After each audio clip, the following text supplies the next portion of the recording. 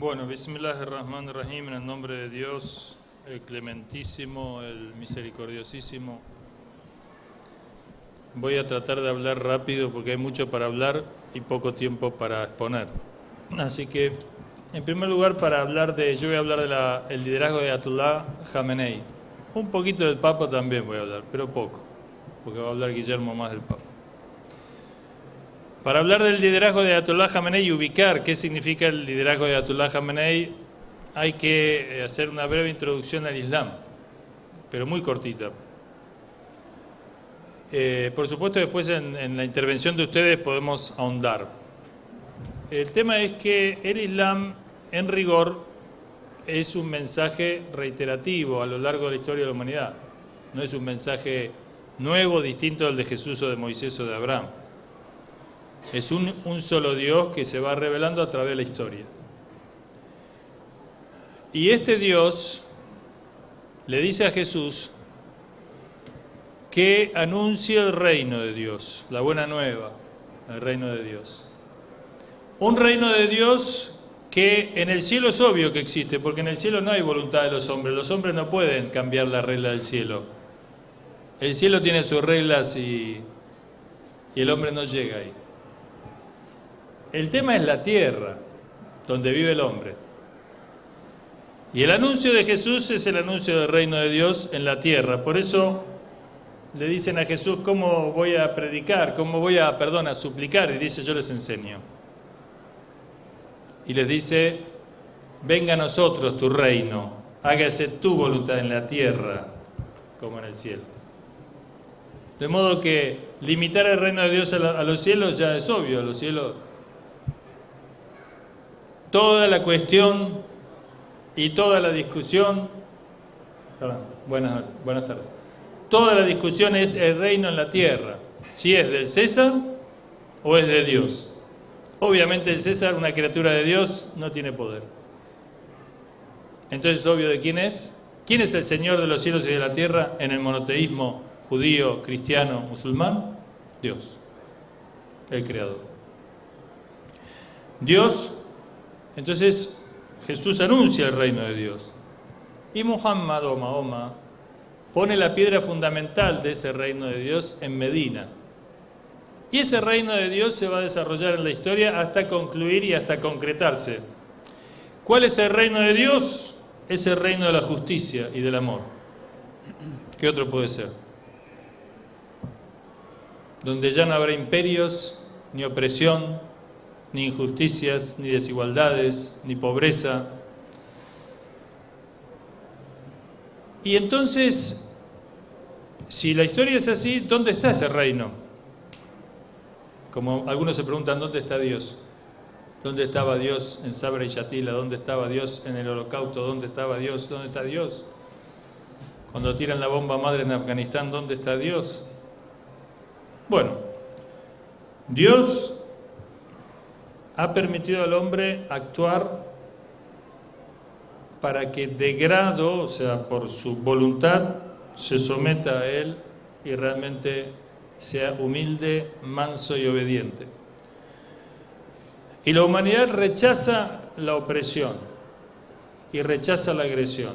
Y hay que disfrazar todos estos bombardeos de buenas causas humanitarias, que no las puede creer casi nadie, digamos, no es muy difícil entender que no tienen de humanidad nada. Entonces, con esta introducción, en el Islam hay una serie de sucesores del profeta, que son hombres de Dios. Así como uno puede decir en el cristianismo que Pedro es un sucesor de Jesús. En el Islam están los sucesores. Lo cierto es que el liderazgo de Ayatollah Jamenei representa un liderazgo general del Islam, pero obviamente para aquellos que aceptan este liderazgo, como el Papa representa un liderazgo cristiano para aquellos que lo aceptan, no para todos los cristianos, con el Islam también, no para todos los musulmanes. Pero nosotros doctrinariamente decimos que el representante de Dios en la tierra, ese que representa a Dios en la tierra, como los profetas, como Moisés, Jesús, Muhammad, se llama Mahdi. pero más se ha ocultado a los ojos de la gente porque han sido asesinados sus antecesores. No es una historia nueva, los profetas fueron martirizados, los apóstoles fueron martirizados, o sea, la historia religiosa de los profetas es una historia de martirio también. ¿Por qué? Porque la tierra estuvo gobernada casi siempre por los faraones, los César, los Nimrod, los Sufianes o los imperios de turno, que obviamente no quieren esta transformación. Entonces, con esa introducción decimos que el Islam comienza un periodo de reforma por una gran crisis y decadencia que después del Imperio Otomano lo llevó a una división y atomización, un debilitamiento terrible, algo muy cercano a nosotros, porque la patria grande fue dividida y atomizada en países débiles por el mismo autor, Inglaterra, el mismo que dividió el Medio Oriente. Inglaterra y Francia, pero en gran medida Inglaterra después le pasó la posta de este dominio atomizado con sus agentes en el mundo islámico a Estados Unidos, que lo ejerce hasta hoy. Pero ¿qué pasó? Aparecieron actores nuevos que no se someten al dominio norteamericano. Y un claro ejemplo y un epicentro es la República Islámica de Irán, que voltea al Shah de Persia con el liderazgo de Imam Khomeini. Y el sucesor del Imam Khomeini es Ayatollah Khamenei. ¿Para qué y por qué? Para ahondar esta política de reforma. Reforma que apunta ¿a qué? Apunta al origen, apunta a restituir el orden profético y coránico. Es parecido a lo que dice Francisco, ¿no es cierto? Francisco, ¿qué dice? Viene a reformar la iglesia, dice él, para volverla al modelo de Jesús, ¿no dice? Dice eso. Quiere decir que dos cosas. Primero, que estamos en una conciencia, tenemos una conciencia de una gran crisis, y tenemos conciencia, o empezamos a tenerla, de que hay una profunda carencia moral y espiritual. Y ahí aparecen los reformadores diciendo: perdimos la huella de camino, los modelos los dejamos de lado, o los tergiversamos, o los modificamos, o los cambiamos, y hemos caído en esta situación. Entonces, realmente cuando nosotros elegimos el tema de la conferencia, ¿me avisa alguien el tiempo? Porque me avisas, porque para no pasarme. Bueno, yo más o menos te digo. Ponele 7 minutos, más o menos. Bueno. Después podemos seguir en alguna pregunta. Entonces, el tema es que este liderazgo, cuando elegimos este tema, viene a cuenta de que la cuestión espiritual y la cuestión religiosa es clave para entender el mundo en que vivimos hoy, ayer y mañana, pero digamos hoy. ¿Por qué? Porque lo que está pasando en el mundo es muy relevante. Estos momentos que estamos viviendo y los que vienen, sobre todo los que vienen, son momentos, son tiempos en que la religión retoma un rol muy importante y trascendente. Después de todo el movimiento secular, la Revolución Francesa, el retroceso de la Iglesia, la marginación de la Iglesia, un cristianismo secularizado, eso está haciendo aguas y hay una gran crisis. Y no quiere decir esto volver atrás, porque no es el eterno retorno, volver atrás para volver a generar, otra Revolución Francesa futuro. No se trata de eso. La humanidad no va para atrás a esos niveles. Se trata de ir para adelante.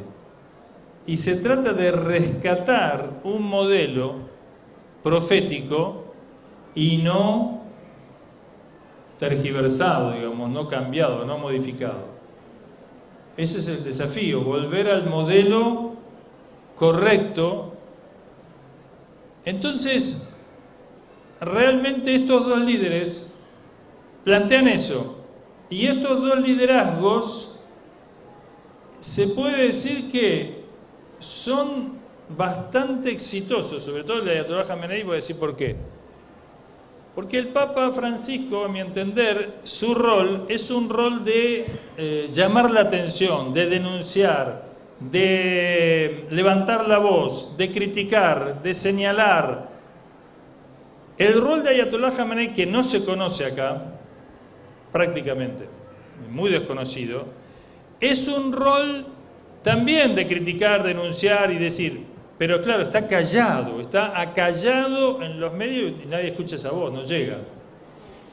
Pero además es un rol activo y es un rol que está ejerciendo y haciendo efectivamente una reforma a nivel mundial. Y yo les quiero dar esta pauta, y es que el Islam, sabemos, es monoteísta, igual que el cristianismo, igual que el judaísmo. Pero el monoteísmo islámico es muy consecuente en sus raíces, de modo que la religiosidad abarca todas las dimensiones. El cristianismo ha sufrido un tanto esto de que la tierra y el cielo, una división entre el espíritu y la materia, entre el mundo y el otro mundo, entre el cielo y el infierno, el cielo y la tierra, etc. Ha sufrido la política, la religión, la razón, la fe, todas estas fragmentaciones que somos testigos. Lo que de alguna manera, al volver al modelo de Jesús, se tiende, a mi modo de ver, es a la reunificación del modelo en la persona de Jesús, que es mucho más multidimensional. Y también abarca los intereses de la tierra. Ahora, como prueba de lo que estoy diciendo, para que no se crea que yo estoy haciendo acá una especie de cuestión así, tipo, ¿cómo se llama esto? Cuando invitan así a la religión, que dicen...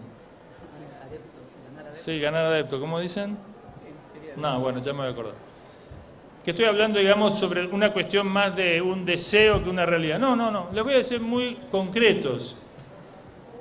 La última arma que está utilizando hoy, desde hace un tiempo ya esta parte, esta fuerza que algunos dicen los poderes mundiales, otros dicen el poder concentrado, otros dicen el 1%, otros dicen, le ponen varios nombres a el imperio, otros dicen, digamos, con distintos nombres, pero esta realidad que gobierna, que es soberana en el mundo y que impone un poco su versión de las cosas en una explotación sin, digamos, límite de los recursos y un agotamiento de los recursos y una usura desmesurada y una burbuja de usura terrible que arrasa a la gente y una cuestión de producción de armas tremendas que llena de terror realmente el mundo y el incremento de la brecha entre la pobreza y la riqueza con una riqueza concentrada, etcétera, lo que nosotros más o menos sabemos.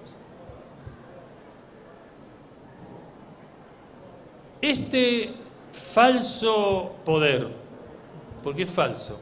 Porque se dice demócrata y no lo es. Porque se arroga el derecho a veto en Naciones Unidas por el poder de su ejército. 5 potencias que tienen derecho a veto porque son los ejércitos más fuertes del mundo.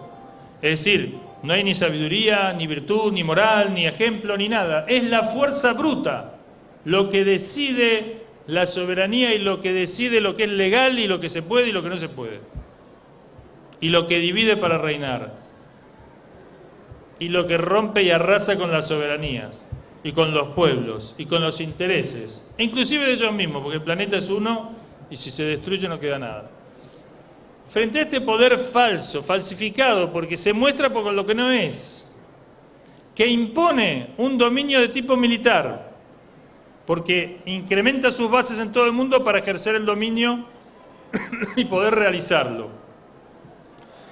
Frente a esta concepción, que además se disfraza de religiosa en todo el mundo, no solamente en el mundo cristiano, sino en el mundo judío y en el mundo musulmán, se ha levantado con la bandera de la reforma religiosa, profética, en el mundo lo que yo llamo un liderazgo mucho más auténtico, un liderazgo mucho más profético y una religiosidad mucho más verdadera y un mensaje mucho más consecuente y coherente. Y lo importante viene acá. que le está ganando a estas fuerzas imperiales en el terreno donde ella ha decidido que se definen las cuestiones, en el terreno militar. Le ganó en Irán, le está ganando en Irak, le está ganando en Siria, terrible.